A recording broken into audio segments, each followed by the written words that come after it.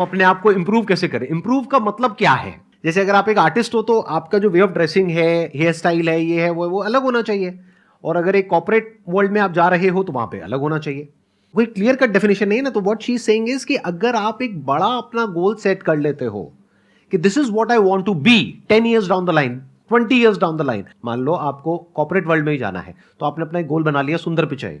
अब अगर इतना बड़ा गोल बनाओगे तो अगर वो नहीं भी बने तो कुछ तो अच्छा बन ही जाओगे। बट अगर कोई गोल ही नहीं बनाओगे तो पास्ट के बेस पे अपने आप को देखोगे तो वहां पर आपको बहुत चैलेंजेस नजर आएंगे, वहां पर आप स्टक हो जाओगे, आगे नहीं बढ़ पाओगे।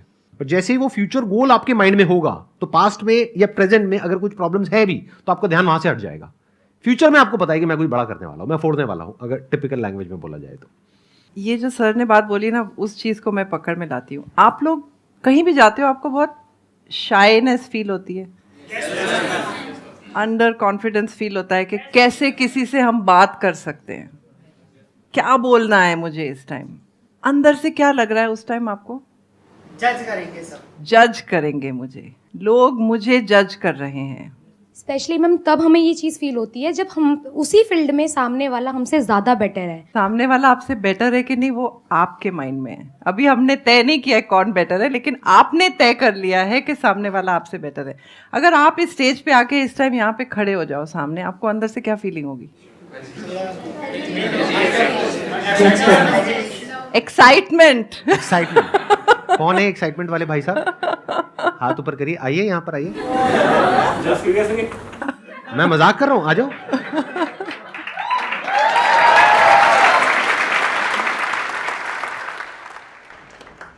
आइए भाई साहब, बैठिए भाई साहब, बैठिए। Yes sir. मैं बेसिकली अभी मैं फाइनेंस फील्ड से हूँ और मैं शेयर मार्केट स्टडी कर रहा हूँ, एक्सप्लोर कर रहा हूँ। बट इन फ्यूचर मुझे इंडिया का इतना तो शेयर मार्केट में नॉलेज लेना है कि वो किसी के पास ना हो। मैं सर आराम से, कोई नहीं। हाँ, आप बहुत अच्छा बोल रहे हो, आई मस्ट से दैट। हाँ सर, मैं म्यूचुअल फंड डिस्ट्रीब्यूटर हूँ सर्टिफाइड। तो क्या होता है सर, चार्ज करते हैं जो होते हैं, बट मैं सर जो भी मेरे साथ पूछता है कि वो अगर मुझसे, मेरा क्लाइंट है, वो मुझसे डील करता है नहीं करता, doesn't matter. Let's give a big round of applause for him. अभी इन्होंने जो बोला उसमें एक बहुत इंटरेस्टिंग बात बोली इन्होंने। इनकी जो पर्सनालिटी है ना, उसकी जो डेफिनेशन है वो पास्ट से नहीं आ रही है, हाँ। फ्यूचर से आ रही है। अभी जो बात हम कर रहे थे तो उसका लाइव एग्जांपल आपने देखा। इसी वजह से जो बाकी लोगों को एंजाइटी हो रही थी, इनको एक्साइटमेंट हो रहा था। क्यों हो रहा था? क्योंकि कॉन्फिडेंस बड़ा कमाल का है। चाहे बोलने में ऐसे एक्स्ट्राऑर्डिनरी नहीं है ये, ऐसा नहीं है कि बहुत फ्लो में बोला, लेकिन जो भी बोला बहुत अच्छा बोला। थोड़ा बहुत नर्वसनेस जो हो रही थी, अब संदीप सर के साथ बैठने का मौका मिल जाए तो किसी को भी नर्वसनेस हो जाएगी। और आप लोगों ने ध्यान नहीं दिया, मतलब हमारे बीच में जो दूरियां थी ना वो धीरे धीरे कम होते जा रही थी। फिर हमें एकदम से दोनों को याद आया कि पब्लिक बैठी है।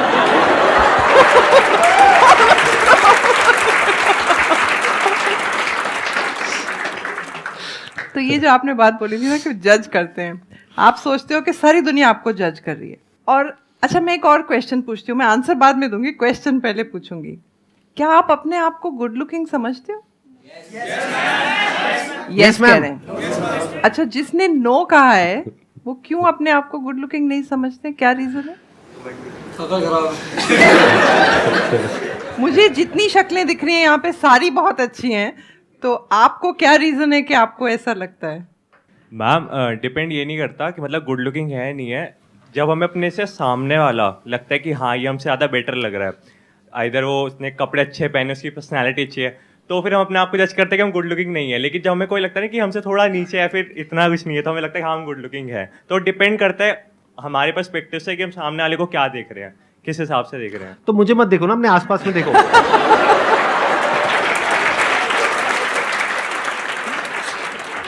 अच्छा चलो, एक एक्सपेरिमेंट और करते हैं। सब लोग इस कमरे में चारों तरफ देखो कि आपको पिंक कलर में क्या क्या दिख रहा है।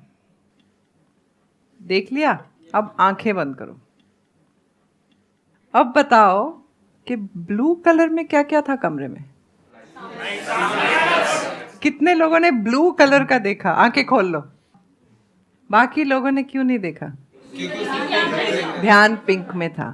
तो क्या होता है, कई बार लोग आपको कुछ कह जाते हैं, किसी ने आप बहुत तैयार हुए, किसी ने कॉम्प्लीमेंट नहीं दिया, कुछ हुआ, किसी ने बोल दिया नहीं आप अच्छे नहीं लग रहे, वो पिंक था, आपने पकड़ लिया। साथ में ब्लू भी हुआ, किसी ने बोला नहीं नहीं आप बहुत स्मार्ट हो, अरे छोड़ यार, वो ब्लू था, आपने उसको साइड में कर दिया और पिंक को गले लगा लिया। तो अब कोई आपको कहता है आप बहुत अच्छे, आप कहते हो नहीं। आपके पास सारी आर्ग्यूमेंट्स हैं, सारे एविडेंस है, सारी आर्ग्यूमेंट्स हैं कि क्यों आप नहीं अच्छे हो, और वो सब आपने अपने माइंड में बना लिया है। अब उसके लिए कोई रिस्पॉन्सिबल नहीं है, किसी ने कुछ किया ही नहीं है, आप अपनी स्टोरी अपने माइंड में बना रहे हो ना। अब आप एक बार इसको एक्सेप्ट कर लो कि ये स्टोरी सिर्फ आपके मन में है। अच्छा, एक फैक्ट और है कि दुनिया में हर एक की स्पॉटलाइट अपने ऊपर होती है, हर एक की स्पॉटलाइट अपने ऊपर होती है। अब आपने स्पॉटलाइट अपने ऊपर डाल दी है और सारे नेगेटिव उसके साथ ले लिए हैं, और आप कहीं जाते हो गैदरिंग में, इंटरव्यू में, मीटिंग में, पार्टी में, आपको क्या लगता है? सारी नेगेटिव मेरी तरफ आ रही है, क्योंकि आपने ही वो स्पॉटलाइट की नेगेटिव एनर्जी अपने ऊपर डाल के रखी हुई है, उसी को लेके चल रहे हो। सामने वाले की स्पॉटलाइट कहाँ है? खुद के ऊपर। खुद के ऊपर। हाँ। आप क्या सोच रहे हो उसकी स्पॉटलाइट कहाँ है? आप सोच रहे हो आपको ध्यान दे रहा है, एक्चुअली उसको अपनी फिक्र है। चलो एक होमवर्क करते हैं, आप घर जाओ, आपका सबसे बड़ा डर क्या है उसको लिखो। सपोज आपका सबसे बड़ा डर है पब्लिक स्पीकिंग, आपका सबसे बड़ा डर हो गया किसी का कि मुझे डांस करना नहीं आता है।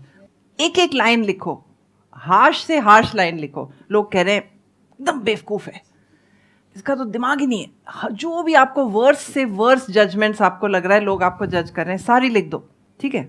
अब एक एक को पकड़ो, ये पूरी तरह सच नहीं है, थोड़ा दिमाग है, थोड़ा है। फिर सेकंड पॉइंट पे आओ।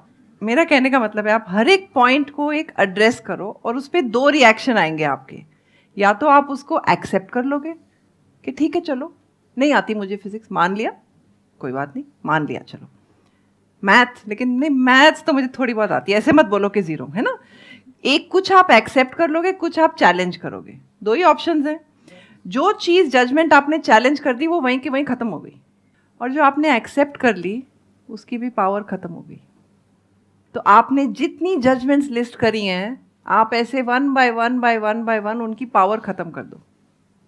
अब उस जजमेंट में कोई पावर ही नहीं है, तो आपको कौन जज कर रहा है? कोई भी नहीं जज कर रहा, ठीक है।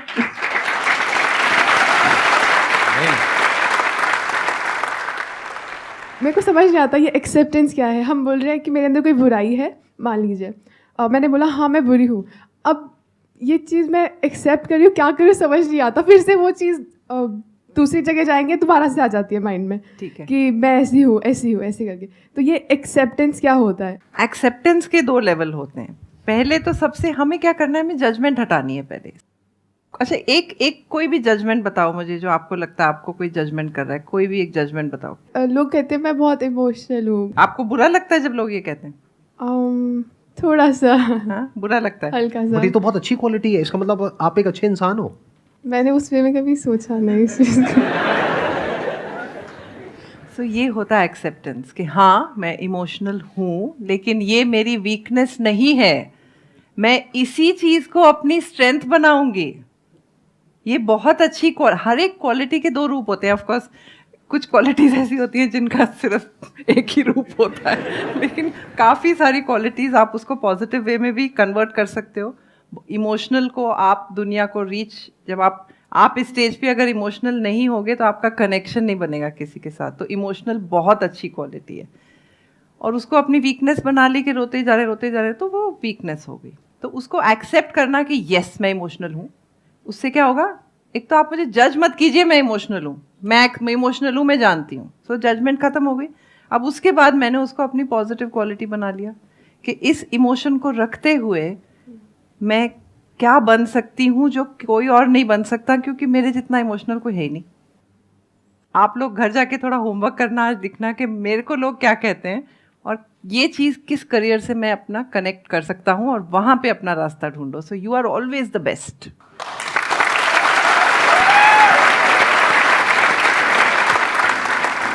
Thank you so much for coming. Same. Thank